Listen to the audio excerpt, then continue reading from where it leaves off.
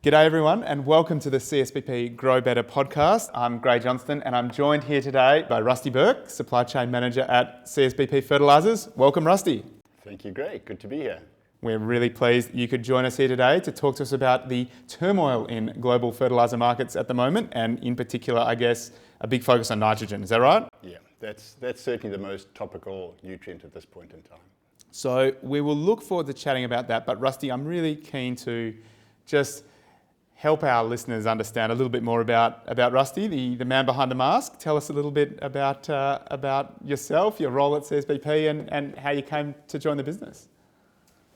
Yeah, so I'm an engineer by training, a chemical engineer by training. It probably took me about a decade to realise that technical engineering was not I just didn't enjoy it. So I started moving into commercial roles and I spent the last 2 decades having relatively short stints in commercial roles in a variety of industries across South Africa and the UK and into Australia.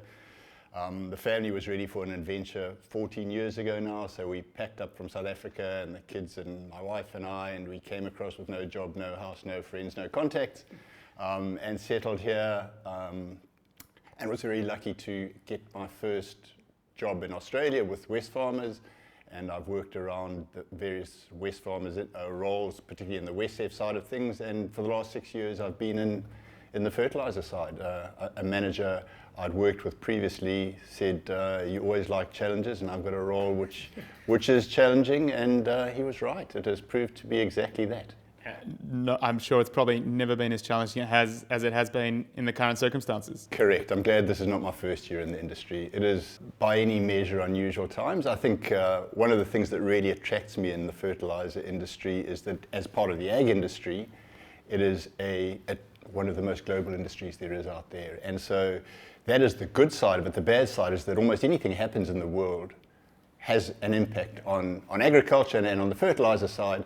So as events happen, they transform into things that we have to watch. And we just happen to be at a point in time where there are very consequential events happening in the world with pandemics, Russian invasion of Ukraine, Chinese geopolitics. So it's a lot to digest at the moment. So you've touched there on, I guess, some of the things that are happening that are impacting the markets in which we're exposed to at the moment. Can you tell us a bit about what are the key things driving nitrogen pricing at the moment? Yeah, so I think it's important when we talk about nitrogen to differentiate between the 2 major nitrogen fertilisers that we use in Western Australia. That's Urea and Flexi-N, which is the CSBP brand name, which is the traded global name is urea ammonium nitrate. So if we start with urea, firstly, the prices are very high. We always used 2008, 2009 global financial crisis as a benchmark about how high things could get. Well, we happen to be at prices, at least in nominal terms, which are higher than that on urea at the moment. So the prices are high. But that's probably not the most challenging issue in urea. The more challenging issue is the volatility that we're seeing in the market. And if I can put that in context, in a normal year, and it happens almost consistently every year, the difference between the highest urea price and the lowest urea price is about $100. And it varies with some small deviations there. If I look at what's happened since September last year, we have actually, in a 3-month period, the prices went up the better part of $500. In a 2-month period after that, they dropped the better part of $400, and then in 1 month after that, they went up the better part of $300. So this is volatility that we just really have not seen before, and it really puts out challenges for anyone who's trying to make decisions in that industry. And so what is driving each of those ramps and slopes on the roller coaster? Like, what's sitting behind those? Big parts of that are let's talk about China a little bit. China is the swing player on urea. So as the swing player, when prices are high, it generally means the supply is short. They will start producing and they'll start exporting into the market. When prices are low, they are one of the higher cost producers, so they withdraw as an exporter. So they are the balancing player in it. And in October last year, they decided, for various reasons, probably the most dominant of which was they wanted to protect their local industry and keep prices down in the local industry. They decided that between October last year and June this year, they will not be exporting a lot of the major fertilizers, including urea. So that really took the swing player out of the market. So that was a big supply side issue. On the demand side issue, the biggest buying event at any point in time is the Indian tender. Everyone talks about this Indian tender. Why is it such an important thing? India buys as a country. So when they need product, they generally go out on tender, and they will buy between 500,000 and 2 million tons at a time. Now that's a big chunk of urea. And I've heard about that Indian tender before. Does that happen once a year, twice a year? That may happen twice a month. But what happens is the producers and the traders, they monitor the stocks in India, and they know when these are coming, and they position themselves for those tenders. And so it tends to have a big effect on world prices. Now, with China out from October last year, and these Indian tenders coming along, and no swing player there, the producers held sway in that, and each Indian tender, they just ratcheted up the prices, and they knew another one was coming, and the prices went up and up and up. And that went all the way through into December, January, when it reached a stage where the rest of the world demand almost fell away. Because the price was too high? More seasonal events. It was just the time of year that the world was not buying. And so the only buyer in town really was this Indian tender. And it landed up this one tender that suddenly the producers looked at their books and said, we need to sell product in this, because if we don't sell this and there's nowhere else to sell, we're going to be turning down our plants. So that Indian tender acted as a catalyst where everyone needed to move product into it, and it drove the prices down sharply. So that really, and that put a lot of pressure on the market. And immediately after that, at the end of February, Russia invaded Ukraine. So from a position where everyone's saying, oh, well, urea's on the way down, and it turned around and it shot up. So Russia's been a very big player in the nitrogen industry. They've got a lot of natural gas. Natural gas is the raw material for urea. Mm-hmm. So there was that direct impact of Russia not being able to supply their urea to the world, and then the indirect impact of they supply gas into Europe. The gas prices in Europe went up, and the European producers couldn't produce nitrogen, so that also went down. So there was a supply side restriction. So it's been pretty big events that have driven it up.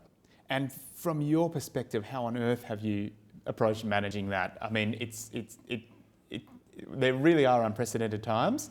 How have you approached what has been a challenging time to procure in the market? We have had an approach in CSBP whereby we develop long-term partnerships with suppliers, and we're very selective on those suppliers, and we work very hard with them. And at times like this, they are incredibly beneficial to us, because they're difficult times for them, they're difficult times for us, but we've got a history of working together. So most of those suppliers we've got a decade-long or 2-decade-long partnerships with. So that's the first thing, is we've got a position whereby those suppliers are trying to help us where they can. Secondly, we just keep a network of suppliers out there, such that if we need to change sourcing, we can do that. And there have been times through the events in recent times when we've had to do that. But it's all around, it's just balancing risk. You've got the risk of price exposure, the risk of running out, the risk of, with prices changing so quickly, are you going to buy a 40,000 ton ship at a lot more expensive than your competitors and be out of the market? So it's just, and it's not only myself, we've got a team of people who spend a lot of time debating around this and what are the pros and cons, and trying to come across a sensible decision. We get it right sometimes, we get it wrong sometimes.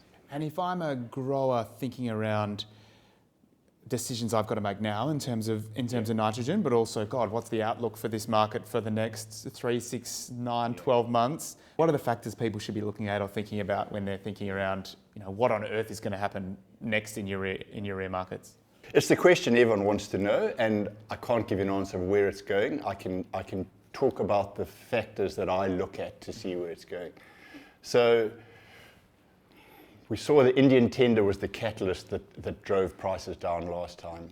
There has been an expectation of another Indian tender being announced since late March. That is expected to set the direction. And how will that set the direction? India is normally supplied by China and the Arab Gulf as the major suppliers. China is expected to still be out of the market. They've taken themselves out of the market, so that should make it short. But India has never been a country which is particularly strong on adhering to sanctions. So there's certainly a speculation out there that the Russian government and the Indian government are talking to see if they can find a way for India to buy urea from Russia and get around all those multitude of restrictions there are out there. They've got to get financing from banks, they've got to get ships that are willing to go into dangerous zones, they've got to, there's so many factors they've got to get around. Now, if they overcome those, it is likely that there will be ample supply into the Indian tender, and that may put downward pressure on the urea pricing.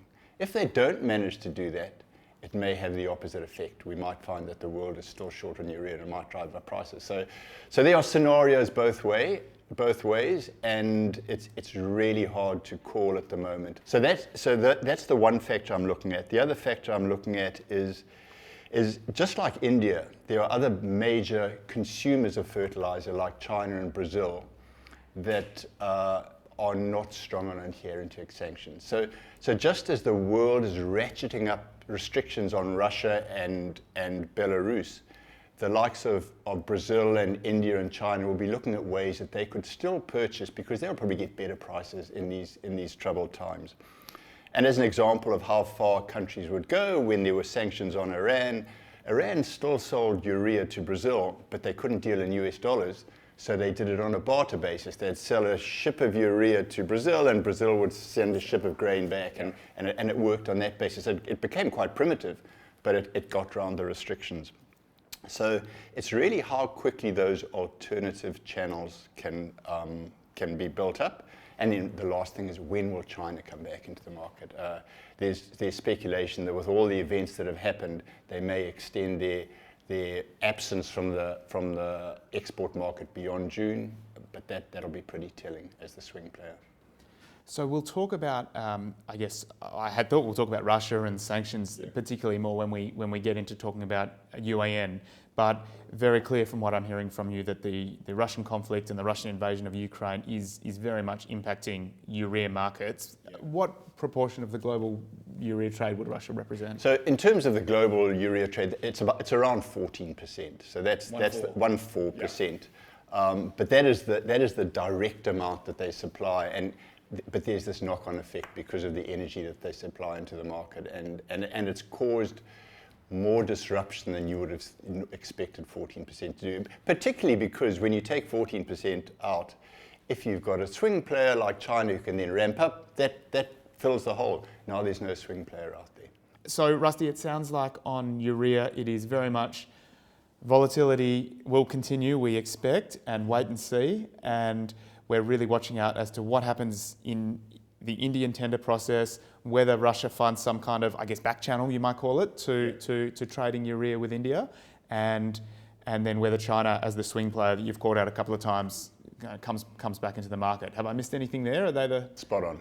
If we move on to UAN, Flexi-N, that is an area where, particularly for our business, Russia has played more of an active role in our sourcing relationships historically. They're both nitrogen fertilizers, UAN or Flexi-N and urea, but they are different in a number of ways. The urea market is quite a pure market in that there are many, many suppliers, there are many buyers, there are not many issues out there that distort the market. So as supply goes down, prices go up. So UAN is very different. So UAN, there are a limited number of suppliers globally, and there are a lot of restrictions on trade. So, for example, the two big UAN exporters out of Russia to the US both have very significant tariffs, but different tariffs. And then to supply to France will be a different tariff, and to supply to Argentina will be a different tariff. You're talking tariffs even before all this Russia-Ukraine conflict even before stuff. this was even before that. So it is not a pure market. It is a distorted market. That said, Russia is the biggest exporter of UAN by some significant margin. It supplies about 25% of the traded UAN, and it supplies effectively all of the UAN that has been imported into Australia for a number of years now. So what happened in Russia has a material impact on the UAN market in Australia. So where does this leave Australia? There haven't been direct sanctions placed on the Russian fertilizer companies, which are Urachem out of the Black Sea and Akron out of the Baltic. But the owners of those two companies have been classified as oligarchs with close contacts to Putin, and they have been sanctioned. Australia has sanctioned them. The UK has, the EU has. Okay. There's enough sanction out there to make it very, very difficult for Australia to buy them. Correct. Yep. So those companies are really scrambling to restructure themselves without those owners in, and to distance themselves from, because a lot of their assets are outside Russia. Yeah. So they are working on that. Australia has put in a 35% tariff on any goods imported from Russia from the 25th of April. And what we're just seeing is just systematically these sanctions are ratcheting up. So I read that as being the net effect of all of that is basically we can't trade. It would be very, very difficult for anyone to try and do any kind of trade with Russia. Is that? That is certainly the way we view it. Certainly, with our ethical sourcing approach, we would not be looking at buying from Russia at the moment. Where does that leave us, Rusty? The obvious question. So where we have landed up is where a lot of the UAN importers in the world have landed up. Australia is scrambling for product at the moment. The next biggest exporter after Russia is Trinidad and Tobago. They are very popular at the moment, and the world has changed from those players like us who had contracts to buy product. It's now just a giant spot market where everyone's trying to buy product. And at the same time, one of the biggest markets is in France, and France is running quite hot at the moment, and prices are up there, and that's pushing prices up everywhere. We are fortunate in CSBP in that we have a backup option to some extent. We not only import UAN, but we also have the ability to manufacture it from ammonium nitrate, which we make on our Kwinana site, and imported urea. So we are working hard on buying spot parcels of UAN on the import market, on getting more ammonium nitrate so we can produce more UAN domestically, and we are working towards filling that market. There are still some challenges out there before we fully get there. And if there are growers out there saying, "Can you step up manufacture more?" Then why can't you just pull the trigger on more manufacture? Well, the constraint becomes ammonium nitrate, because as I said, we've got an ammonium nitrate facility on our plant, on our site. But just like any player, they have actually got contracts to sell a lot of that ammonium nitrate. So to get more from them, they've got to withdraw from other contracts. So there's a whole process that we're working through, and clearly we're part of the same company. We're working very hard to assist each other, but it takes time, and there's some contracts that have to be unwound to do that. So a slightly different dynamic in the Flexi-N market, and I guess your answer to the question around what's next for urea was very much around China and India and what's going to happen in that tender process. Yeah. You know that I'm going to hit you with the same question here. What's next for Flexi-N? Is there? It's probably a little bit more difficult to predict because it is such a distorted market. We would expect in the next couple of months the French market, which is setting the prices, might cool off a little bit. Hopefully that will make more product available in the spot market to allow us to buy some more spot parcels, but beyond that, we will be continuing to actively try and get more ammonium nitrate, and we'll just progressively try and fill those holes that have been left by Russia. Are we, at CSBP, are we in the position where we'll be able to make people's commitments that people who've already committed this year? Absolutely. What people have committed, we've got enough to cover for. We are looking to bring in enough to cover what we believe the full market will be by the end of the year, because there's an amount that's not committed yet. And I would guess that there must be some point at which the sort of comparative cost of nitrogen embedded in UAN versus nitrogen embedded in urea means that there's options for growers to switch. Now we know that there are other benefits from using Flexi-N in terms of handling, in terms of storage, in terms of application, but are we at that point? Is there... That will be the last resort for us. The last resort is you substitute urea for UAN. We would not like to get there because, as you pointed out, there are a lot of benefits in Flexi-N, and we've got a market that is well developed on Flexi-N, and we would really like to keep that actively supplied through this year. So Rusty, thank you very much for joining us today. You've given us a really nice insight into all of the different moving pieces, and there are many, in the global urea market and the global Flexi-N market. And I was interested to learn, I guess I'd assume that they were much more connected together than possibly you've exposed for us in your discussion today. What I heard in terms of the takeaway was very much watch this space, and for our growers out there, make sure you're in contact with your account manager to commit to tonnes if you need it for your program this season. Is there anything else that growers out there can do? The only other point I would like to make is that in addition to all these particular things, specific issues we've spoken around urea and UAN, the whole supply chain, the supply chains around the world have become very, very complicated and disrupted over the last year, and even more than that. And I think Western Australia has been incredibly fortunate in the phosphate and the potash product that has been brought in this season.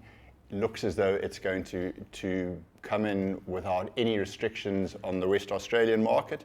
And all I'd ask is that when looking at the nitrogen market, growers don't become complacent and think, oh, well, everything's just going to be fine, because we will do our best to be a reliable supplier. But there are events outside our control at the moment, and the more we can share information and the more we know about what the growers' plans are, the more we can commit to purchases, the better we will both be. So going back to your point, be in touch with your account managers.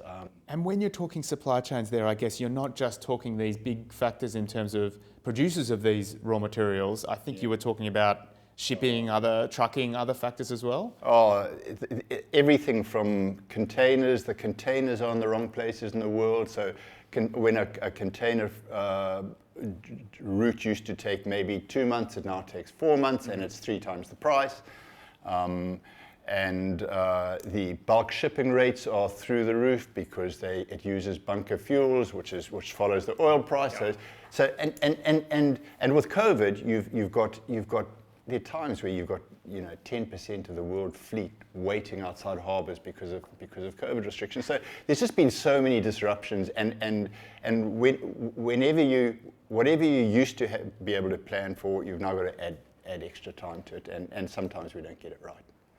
So look, it's a sanguine, I guess, message. We are managing this as best we can, but there's clearly some risk. There's clearly some risk out there, but I think that's given all the people listening out there and watching on a really good idea of what's happening in our global markets from a nitrogen perspective. We've got some big factors moving urea, some big factors moving Flexi-N, and then an overlay of supply chain kind of disrupting everything. So thank you very much, Rusty, for joining us today and for sharing your wisdom and your expertise with everyone listening out there. That's it from us at the CSBP Grow Better podcast today. So remember to subscribe, rate and review, and get in touch with us on our socials at CSBP Fertilisers on Facebook, Twitter, Instagram and LinkedIn. That's it. I'm Gray Johnston. We'll catch you soon. Thank you, Rusty. Thank you, Gray.